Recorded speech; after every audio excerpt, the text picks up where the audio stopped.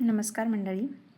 आज मी तुम्हाला शिल्लक राहिलेल्या चपातीपासून झटपट आणि चविष्ट नाश्त्याची रेसिपी दाखवणार आहे. यालाच फोडणीची पोळी किंवा चपातीचे तुकडे म्हणतात. हे बनवायला खूप सोपे आणि चवीलाही उत्तम लागतात. चला तर मग वेळ न घालवता रेसिपीला सुरुवात करू. रेसिपी बनवण्यासाठी लागणारे साहित्य पाहूया. एक मीडियम साईजचा कांदा लहान कट करून घ्यायचा आहे. एक टोमॅटो लहान स्लाइसेस करून घ्यायचे आहेत. कोथिंबीर, कढीपत्ता आणि शेंगदाणे. त्यानंतर अशा शिल्लक राहिलेल्या आपल्या पोळ्या. त्याचबरोबर हळद, लाल तिखट, धनेपूड, मीठ, जिरे, मोहरी आणि गरम मसाला. चपातीचे अशा पद्धतीने तुकडे करून घ्यायचे आहेत. लहान लहान तुकडे करून आपण मिक्सरमधून फिरवून घेणार आहोत, किंवा तुम्ही हातानेही चुरून बारीक करून घेऊ शकता, तुम्हाला हवं तशा त्या आकारामध्ये.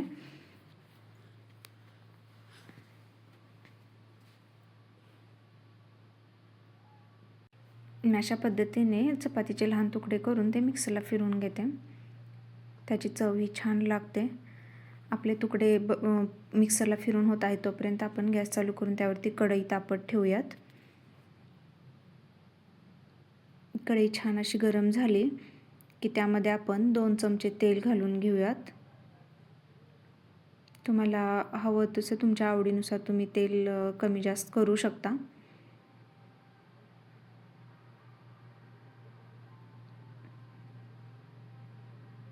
तेल छान असं कडकडीत गरम होऊ द्यायचं आहे, जेणेकरून आपली फोडणी व्यवस्थित बसेल.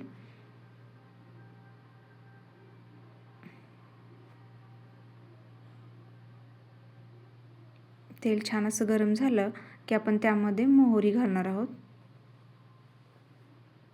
मोहरी छान अशी तडतडली की त्यामध्ये आपण जिरे घालणार आहोत.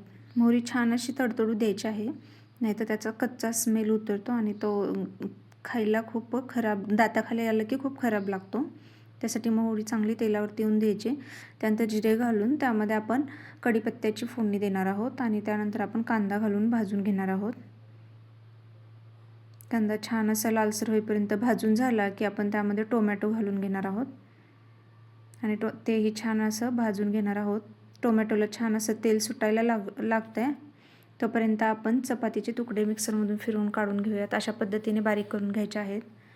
पाहू शकता अशा पद्धतीने आपलं टोमॅटो भाजून झालं की एक साईडला करून आपण त्यामध्ये शेंगदाणे भाजून घेणार आहोत. शेंगदाणे खरपूस भाजून घ्या. तुम्हाला हवं तर तुम्ही, माझ्याकडून विसरलं आहे, परंतु तुम्ही सुरुवातीलाच शेंगदाणे तेलामध्ये छान असे खरपूस भाजून बाजूला काढून घेऊ शकता आणि त्यानंतर फोडणी देऊ शकता. अशा पद्धतीने आपण छान असे भाजून घेत आहोत फोडणी.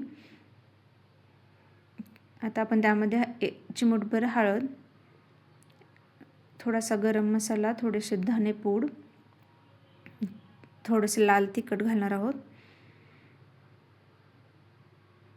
माझ्याकडे 2च पोळ्या शिल्लक होत्या, त्यामुळे मी तुम्हाला 2च पोळ्यांचा नाश्ता बनवून दाखवत आहे. त्यानुसार मी मसाले वापरले आहेत. तुम्ही तुमच्या सोयीनुसार कमी जास्त मसाले करू शकता. तर अशा पद्धतीने आपण 2 मिनिट मसाले छान असे परतून घेणार आहोत.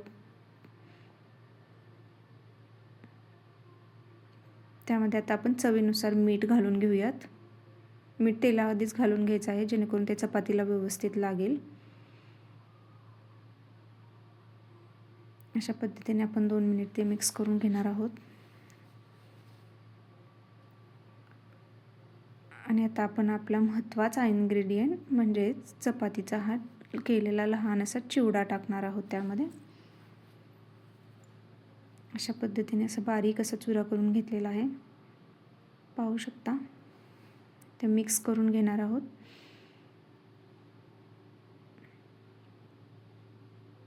छान असं मिक्स झालं की आपण त्यामध्ये 1-2 मिनिटासाठी झाकून ठेवून वाफ काढून घेणार आहोत. एक वाफ पुरेशी होते, जास्त वेळ ठेवण्याची गरज नाही. जास्त वेळ ठेवलं तर ते तुकडे कडक होऊन येतात.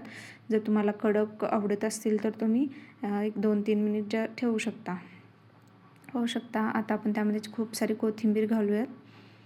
आपण आपले तुकडे बनवून तयार झाले आहेत. आपण आता एका प्लेटमध्ये काढून घेऊयात. पाहू शकता किती सुंदर बनले आहेत. छान अशी वाफ येत आहे, छान दिसायला खूप सुंदर दिसत आहेत. अशा पद्धतीने तुम्हाला ही रेसिपी कशी आवडली नक्कीच सांगा. त्यावरती आपण थोडीशी कोथिंबीर घालूयात. पाहू शकता आपले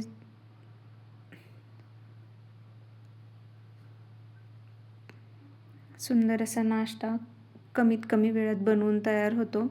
जर रेसिपी आवडली तर नक्की ट्राय करा आणि चॅनलला लाईक, शेअर, सबस्क्राईब करायला विसरू नका. धन्यवाद.